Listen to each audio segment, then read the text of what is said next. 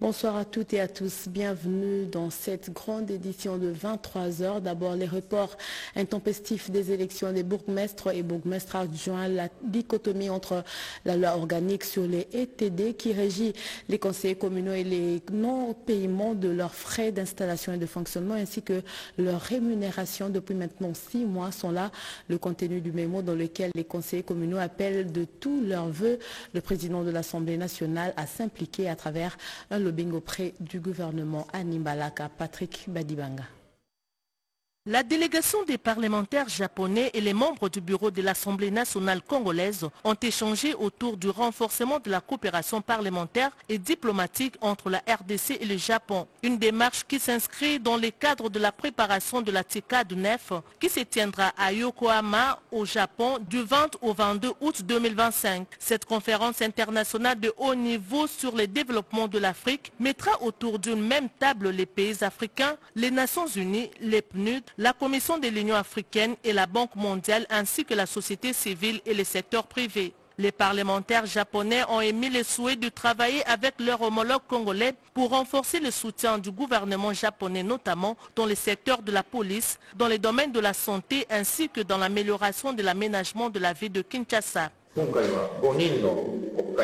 On est 5, nous sommes les membres de groupe d'amitié parlementaire entre le Japon et l'Union africaine et nous avons ici pour l'amélioration et pour le développement de la relation entre ces deux pays. On est accompagné de M. l'ambassadeur du Japon et on voudrait réaffirmer que la relation solide entre les parlementaires de ce pays sera important et essentiel pour le renforcement de ces deux pays.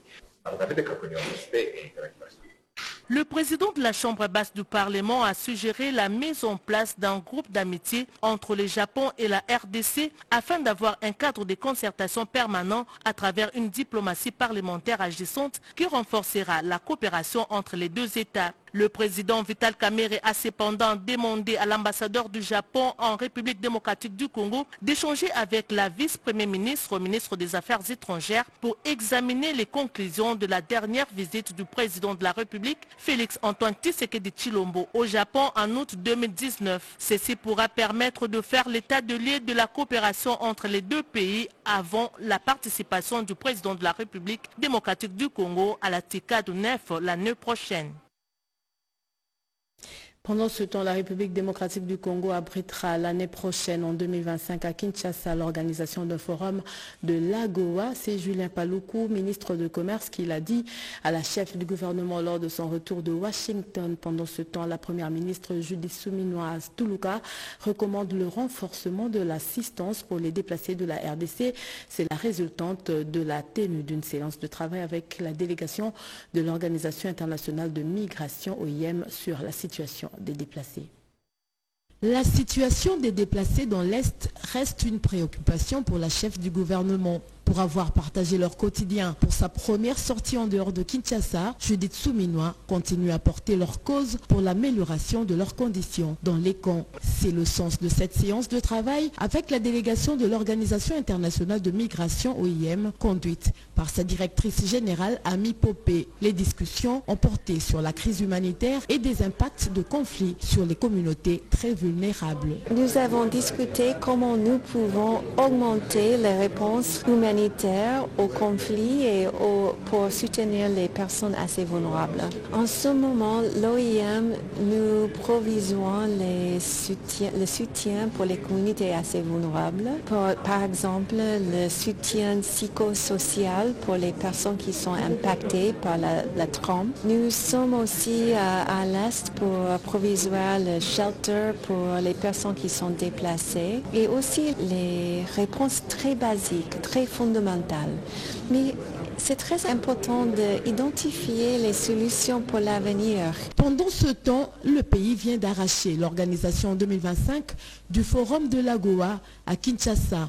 Julien Paluku, ministre du Commerce revenu de Washington, est venu faire la restitution à la chef du gouvernement. La bonne nouvelle, et je suis venu annoncer, c'est que la mission qu'elle m'a confiée a été accomplie, celle de décrocher l'organisation du forum AGOA ici à Kinshasa en 2025.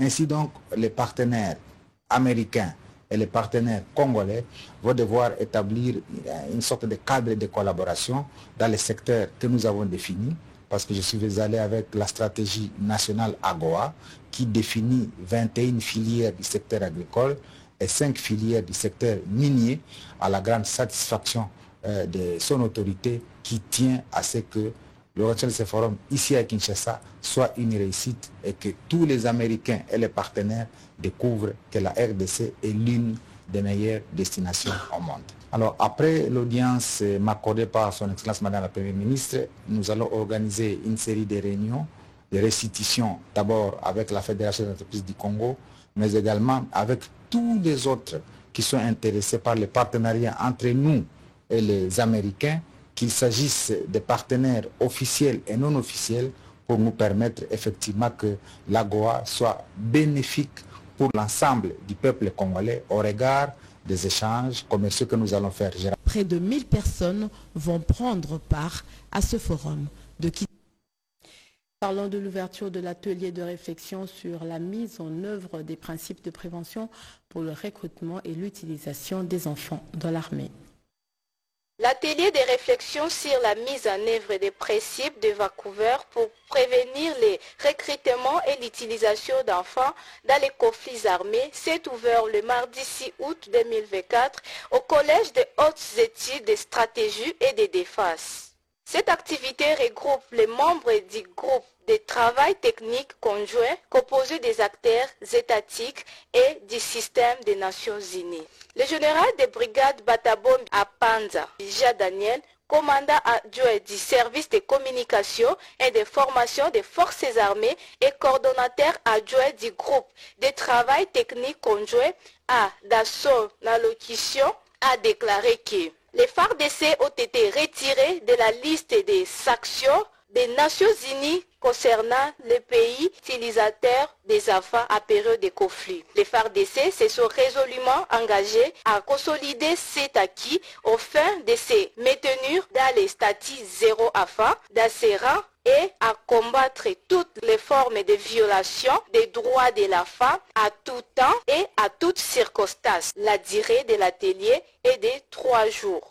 Mesdames et messieurs, au cours de cet atelier, vous aurez à identifier les menaces et les vulnérabilités qui guettent les enfants, de manière à vous fortifier dans vos rôles respectifs, des premiers remparts dans la prévention des recrutements et l'utilisation d'enfants, ainsi que des violations graves dans les conflits armés. C'est sur ces mots d'espoir, je déclare ouvert la cérémonie de l'atelier sur la mise en œuvre des principes de Vancouver au sein des forces armées de la République démocratique du Congo. Consolidation de la coopération entre la République démocratique du Congo et le Japon. Une délégation de députés nippons est en mission parlementaire à Kinshasa. Ce mardi, ils étaient à l'INRB qui a bénéficié d'un laboratoire haut de gamme signé don du peuple japonais pour la lutte contre les maladies épidémiologiques. Pobete Yenga, Papi Mbongo. L'INRB, l'Institut national de recherche biomédicale, est parmi les symboles importants et significatifs de la coopération entre la RDC et le Japon. En visite à Kinshasa, la délégation de l'Assemblée nationale japonaise s'y est rendue pour palper les réalisations. Nous venons ici pour le renforcement, le développement des coopérations en vue de la lutte contre la propagation et aussi en faveur du développement en ce qui concerne l'épidémiologie. Le professeur Jean-Jacques Mouyembe salue la portée de cette coopération, notamment en matière de formation et de recherche. C'est un symbole, leur passage ici, qui veut en fait consolider les acquis que nous avons eus, c'est-à-dire dans la formation de notre personnel. Et puis il y a également cet encadrement scientifique où nous menons des recherches ensemble. Tout ça pour lutter contre les maladies mortelles telles que Ebola, Covid et maintenant monkeypox. Pour nous, c'est vraiment une occasion de continuer cette coopération parce que nous avons pensé notamment à avoir des extensions de l'INRB dans les provinces. L'INRB reste une référence en matière de recherche en Afrique. La prise en charge des maladies épidémiologiques reste son domaine de prédilection. Revue annuelle de performance 2024-2025 dont les travaux sont lancés à travers toutes les provinces éducationnelles de la République démocratique du Congo. Durant 3 jours, les acteurs éducatifs vont évaluer les activités et relever les défis dans le secteur de l'éducation nationale. Travaux lancés par le PROVED. Suivez. C'est une tradition qui impose à chaque province éducationnelle de procéder à la revue annuelle de ses performances, sinon dresser le bilan de ses actions positives. Dans la province éducationnelle Kinshasa-Lukunga, la préparation de cet exercice a donné lieu à des travaux qui ont été placés sous la responsabilité du ministre provincial en charge de l'éducation, représenté par le PROVED Yoy Bokete Jean-Pierre, qui a donné le go de ces travaux. L'objectif poursuivi au cours de ces assises est d'améliorer la qualité de l'éducation en vue de stimuler le développement socio-économique. La province éducationnelle Kinshasa-Plateau abrite du 5 au 7 août les assises de la revue annuelle de performance 2023-2024 avec comme thème l'amélioration de la qualité de l'éducation pour stimuler le développement socio-économique. 3 jours suffiront aux acteurs éducatifs de cette province éducationnelle d'étudier par rapport au plan d'action opérationnel de l'année scolaire passée afin d'améliorer les faiblesses et atteindre les résultats de 100% comme performance, a souligné les prophètes de cette juridiction scolaire Robert Congo. Enfin, dans la Lomami 1, la revue annuelle des performances 2024-2025 a été ouverte par les 10 PROSEC où les sous-prophètes et les autres responsables scolaires ont démarré ces travaux en vue d'analyser tous les aspects liés à la gestion, au développement du système éducatif dans cette province éducationnelle, la Lomami 1. Des propositions et des solutions vont sortir de ces travaux en vue d'améliorer la qualité, l'accès et la bonne gouvernance. La revue annuelle des performances au niveau national est prévue du 26 au 27 août sous le leadership de la ministre d'État, ministre de l'Éducation nationale et nouvelle citoyenneté, Raïssa Malou.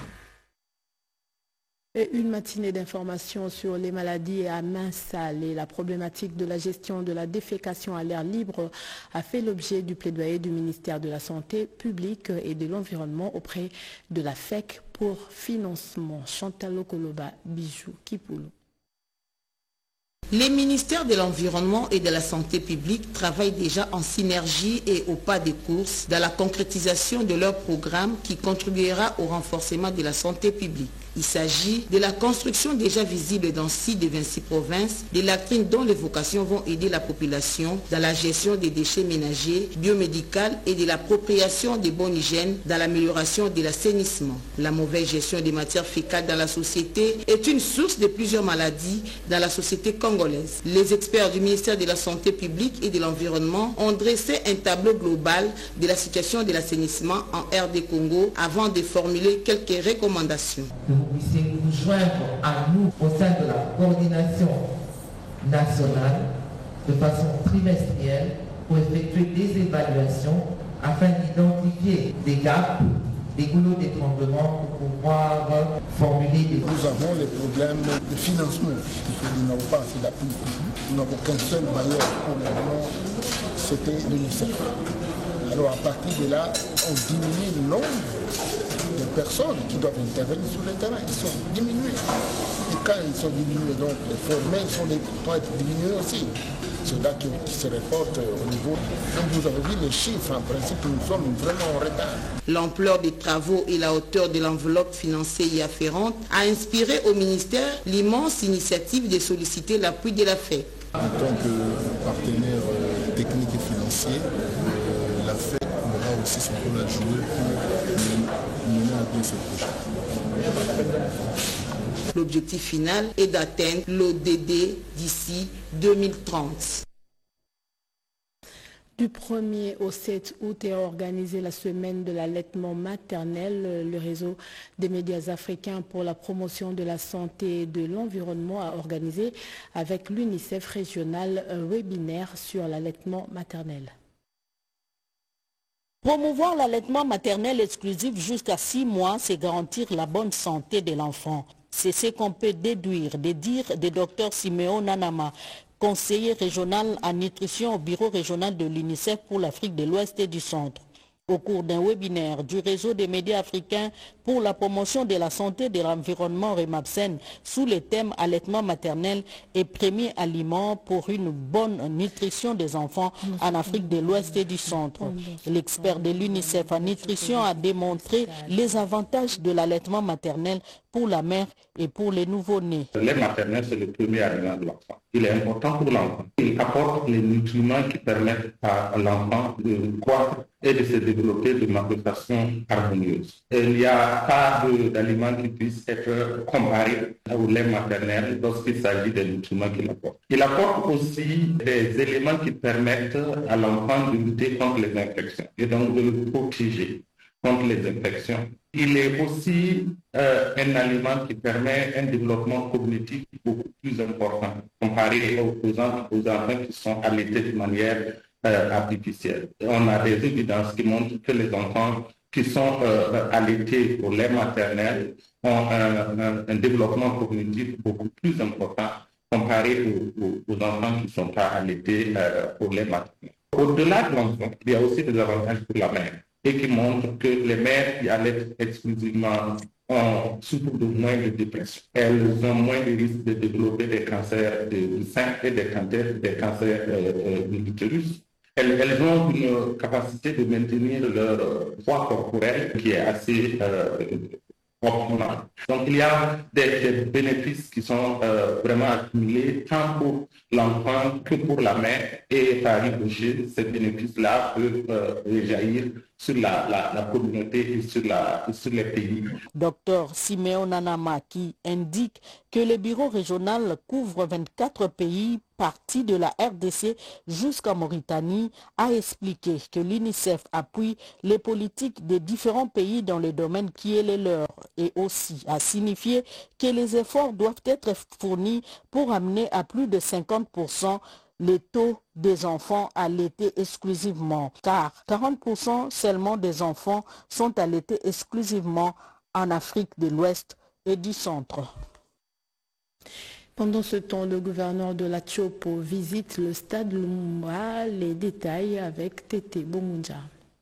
Nous sommes au stade Lumumba de Kisangani rénové.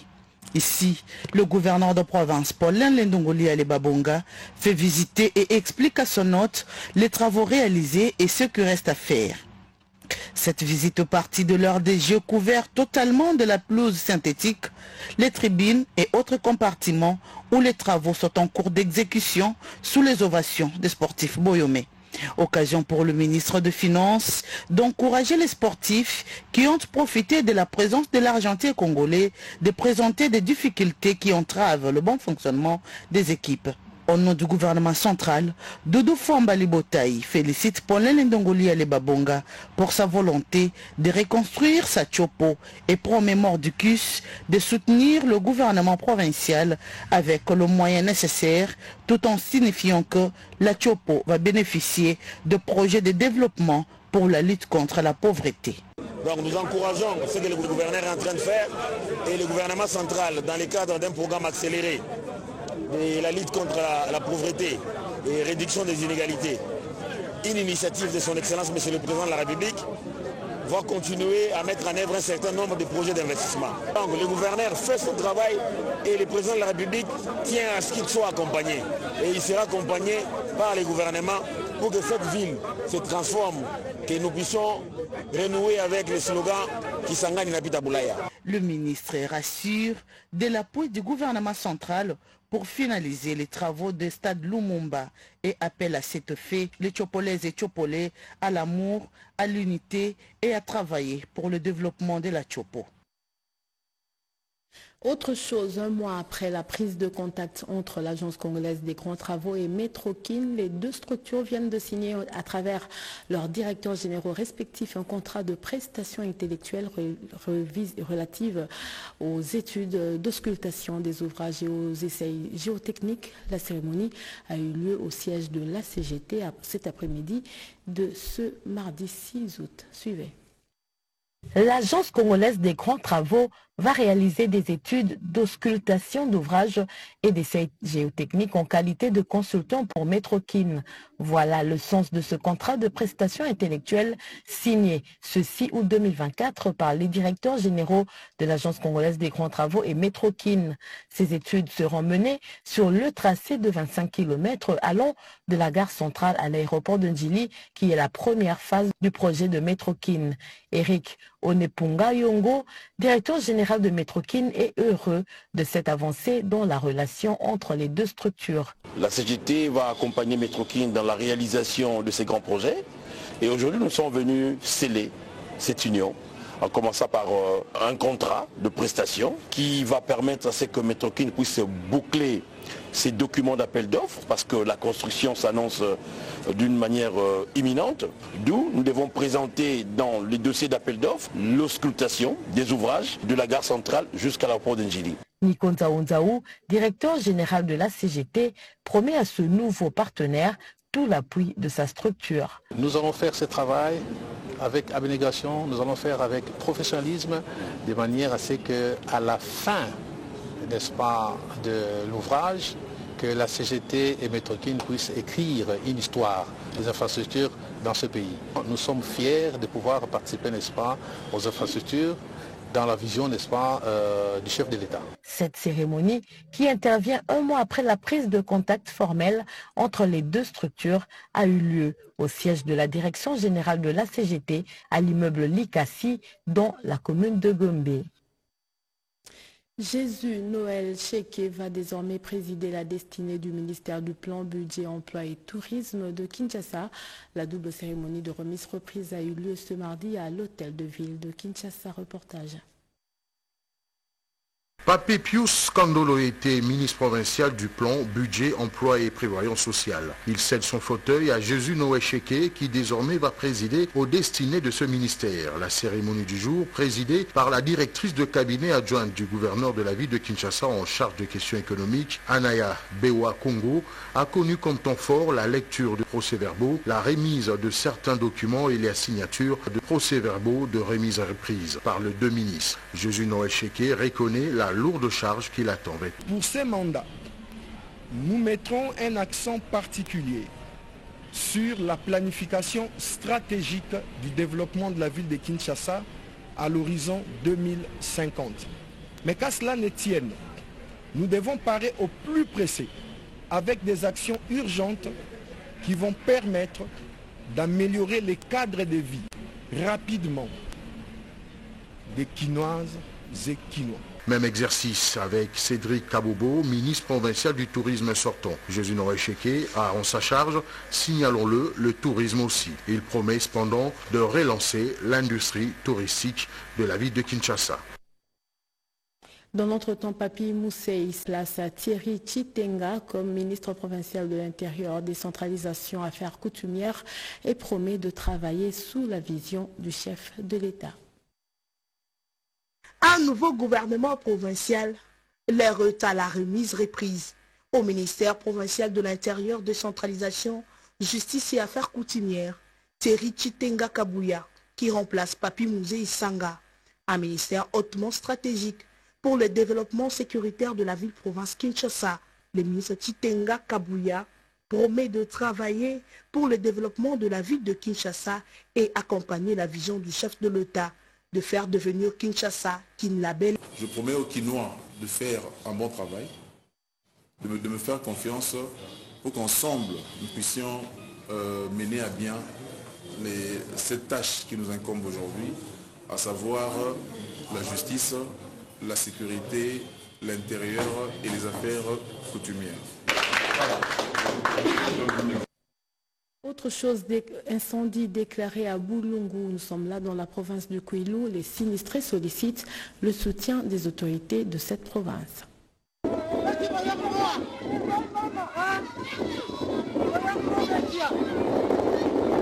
Regardez, ce grand feu dévastateur est l'image d'un incendie qui s'est déclaré le 30 juillet dernier au village Nkara, dans le territoire de Boulungu. Nous sommes là dans la province du Kwilu. Ce sinistre a incendié sur son passage 27 maisons dont les victimes passaient leur nuit à la belle étoile. Le feu de brousse est à la base de cet incendie. Nous sommes revenus sur le lieu du sinistre, non pour la joie, mais pour le malheur qui a touché cette population qui a tout perdu. Nous remercions le bienfaiteur. Informé de la situation, le député national Donatien Bitini Talabaou a vite apporté un soutien tant moral que matériel avec 340 tôles et des clous pour permettre à cette population de pouvoir s'abriter. Il sollicite le soutien du gouvernement provincial du Kwilu ainsi que du gouvernement central pour soulager tant soit peu la population de Boulungu en général et d'Nkara en particulier. Sur place, l'élu de Boulungu a également lancé l'opération d'assainissement de quelques routes de desserte agricoles tout en remettant des houes, des bêches et des machettes pour ces travaux. La structure dénommée Club des jeunes tshisekédistes a réfléchi avec ses membres pour trouver les voies et moyens pour soutenir les forces de l'ordre face à cette guerre d'agression. Il s'agit ici d'un tour d'horizon de faits qui font la une de l'actualité dans le pays. Et les clubs de jeunes tshisekédistes et son coordonnateur Ngoy Milambo en tant que non seulement structure politique, mais aussi un cercle de réflexion cogite sur le moindre détail. Au soutien aux forces armées de la République démocratique du Congo dans la partie Est, tout a été passé au peigne fin. Pour le club de jeunes tshisekédistes, il faut un soutien inconditionnel aux forces armées de la République démocratique du Congo face à l'agression. Et au Sénat, les tickets UDPS au perchoir. Nous devons retenir une chose, la communauté internationale n'est pas avec nous. Elle a fait de Paul Kagame un commissionnaire pour piller nos ressources naturelles. Et c'est fait, je demande à notre armée qu'elle soit unie. Nous n'avons pas un autre pays, si ce n'est la République démocratique du Congo. Une démarche motivée par le fait que l'UDPS est selon lui la première force politique de l'Union sacrée. Le journal avec la Direction générale des impôts qui enregistre les recettes dans les assignations budgétaires ces derniers mois, des exploits réalisés grâce au leadership de son directeur général Barnabé Mokadi. Eric Kabamba. Des efforts qui viennent enfin d'être couronnés. Pour ces nombreuses réalisations, le directeur général de la Direction générale des impôts, Barnabé Mokadi, vient d'être primé. Il reçoit ces jours dans son bureau de travail le diplôme de mérite et d'excellence auprès de membres du Parlement debout de l'UDPS et les rassemblements des patriotes congolais. Des prix lui remis pour de records inédits dans l'histoire de la DGI, ce qui fait de lui un grand mobilisateur de recettes, selon ses initiateurs. Cette régie a donc réalisé quasiment le double, soit près de 172,6% des réalisations. Une performance inédite dans l'histoire de la DGI. Le directeur général de la DGI s'est dit très flatté par ces prix et promet d'en faire encore plus au profit de son établissement public. Ces diplômes nous incitent à faire encore mieux, car je vous l'ai dit, il est vrai que nous réalisons beaucoup, mais il est aussi vrai que tenant compte de la dimension de notre République, jusque-là c'est rien. Nous pouvons encore aller au-delà.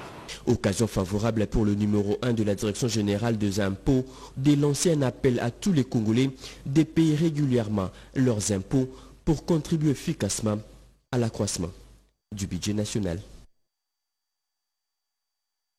Lors de la remise du trophée au syndicat interministériel de la réforme de l'administration publique et interprofessionnelle avec Jojo Ndibou.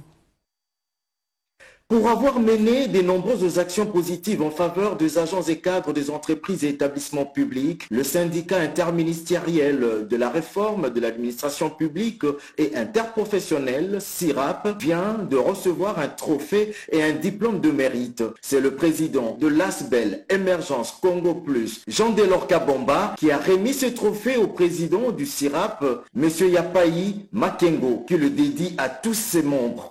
Nous dédions ce trophée à tous les membres du syndicat SIRAP. Il y a aussi d'autres personnes qui suivent les revendications, les démarches, les négociations que le syndicat SIRAP mène à gauche, à droite, où ça et là, pour la vie des travailleurs et la vie des fonctionnaires dans l'ensemble du territoire national. Puisqu'il faut le dire, le SIRAP défend l'intérêt des travailleurs et du travail tout en combattant les antivaleurs. Il a dans son actif quelques actions phares telles qu'avoir apporté certaines réformes des textes régissant le monde du travail, surtout concernant la protection des travailleurs et les avantages sociaux y afférents. Il a également obtenu le premier barème salarial inclusif et réaliste à appliquer en 2019. Et il a également fait passer l'âge de la retraite de 55 à 65 ans. Enfin, ce journal, merci à vous tous de l'avoir suivi. Merci à André Djeka qui était à la réalisation et la partie technique était assurée par Yannick Yangumba à Lingalia. Demain à 7h pour la première livraison d'informations, vous suivrez Gaëtan Magalano. Le plaisir était pour moi de vous informer. Bonne suite de programme sur votre chaîne, la radio-télévision nationale congolaise.